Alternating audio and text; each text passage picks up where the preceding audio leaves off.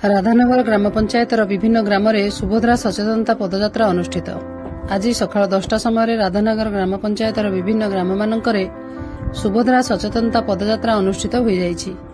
राधानगर पंचायतर सरपंच गणेश कुमार बेहेरा तत्वावधान में पंचायत अधिकारी सहित एमबीके, सीआरपी, अंगनवाड़ी कर्मी, आशाकर्मी और स्वयं सहायक गोष्ठीर शताधिक महिला माने एकत्रित होई ब्यानर और लिफलेट धरी स्लोगान दे पदयात्रा बाहरी साही को साही परिक्रमा करी पंचायत कार्यालय में पहुंची।